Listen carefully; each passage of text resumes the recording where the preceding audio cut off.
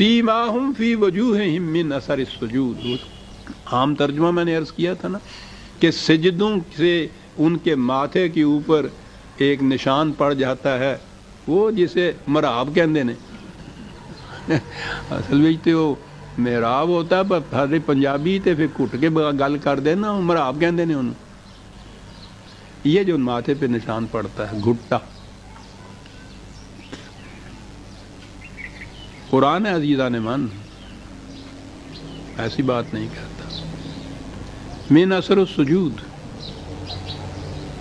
قوانین خداوندی کی کامل اطاعت سے ہوتا کیا ہے؟ یہاں نفسیاتی دنیا آتی ہے، سائیکالوجی آتی ہے، انسان کے اندرونی خیالات، دل کی حالت، کرب و اضطراب یا اطمینان، اس کے اندر کے جو کیفیات ہوتی ہیں، اب تو سائیکالوجی اس کو پوری طرح سے ایک علم کی حیثیت سے آگے لے آئی ہے کہ اس کے اثرات، اس کے علامات، اس کی نشانات انسان کے چہرے سے ظاہر ہو جاتی ہیں۔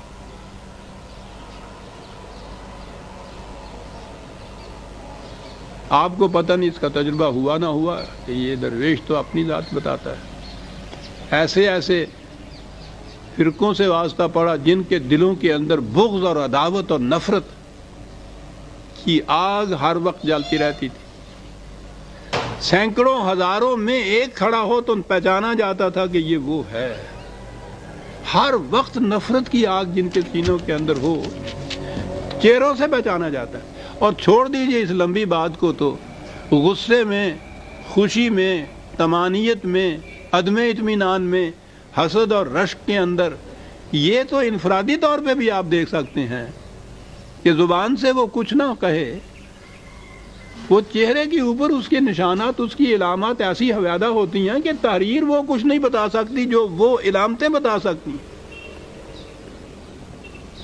بڑے خوبصورت انداز میں غالب نے کہا ہے کہ ان کے دیکھے سے جو آ جاتی ہے منہ پر رونق، آہا، وہ سمجھتے ہیں کہ بیمار کا حال اچھا ہے، بڑا عجیب، ان کے دیکھے سے جو آ جاتی ہے منہ پر رونق، یہ کیا چیز ہے؟ دل کے اندر ایک کیفیت پیدا ہوتی ہے، چہرہ اس کا غماز ہوتا ہے، چھپا ہی نہیں سکتے آپ۔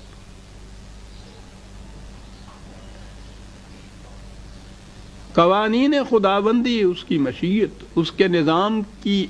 اطاعت سے، اس کے مطابق زندگی بسر کرنے سے،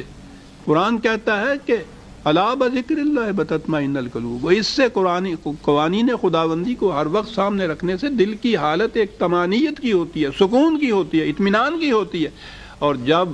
قلب کی حالت، دل کی حالت سکون و اطمینان کی ہو اور مستقلاً یہ کیفیت ہو، تو چہرہ تو اس کے لیے لکھی ہوئی ایک تحریر ہو جائے گا صاحب۔ سیماہم فی وجوہہم من اثر السجود، ان قوانین خداوندی کی کامل اطاعت سے دل کی جو کیفیت ہے، اس کے لیے ان کے چہرے غماز ہو جاتے ہیں، نظر آ جاتا ہے کہ کس قدر اطمینان بخش قلب کا یہ چہرہ ہے۔ یہ جو چیز ہے نا کہ وہ اس سے پہچانے جاتے ہیں، یہ میں نے عرض کیا، قرآن سمجھنے کا طریقہ یہ ہے کہ ایک جگہ جو بات کہی جائے، دوسری جگہ دیکھیے کہ کہیں اور تفسیر آئی ہے، اور قرآن کا دعویٰ ہے کہ وہ اپنی ہر بات کی تشریح دوسرے مقام پہ کر دیتا ہے۔ چھوٹی سی ایک آیت 83/24، اہل جنت کی بات ہو رہی ہے۔ اہل جنت کی بنیادی یہ تو یہ ہے کہ اطمینان قلب، سکونت حاصل ہوئی، فریب نہیں، خود فریبی نہیں، اطمینان میں اور خود فریبی میں بڑا فرق ہوتا ہے۔ وہ ایسا ہی ہوتا ہے جیسا کہ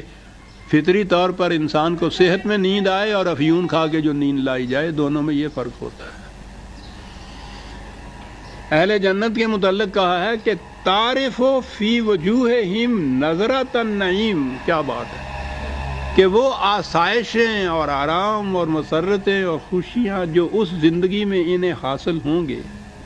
ان کے اثرات ان کے چہروں پہ ایسے نمایاں ہوں گے کہ تو فوراً پہچان لے گا کہ یہ اہل جنت میں ہے۔ تو پہچان بتا دی قرآن نے ان جنت کی نعما سے چہروں کے اوپر، فی وجوہہم کا یہاں لفظ ہے، ان کے چہرے پر جو ان آسائشیں اور طمانینتوں کے اثرات نمایاں ہوں گے، تو فوراً ان کو پہچان لے گا. اور دوسری جگہ ہے یعرف المجرمون بسیماہم.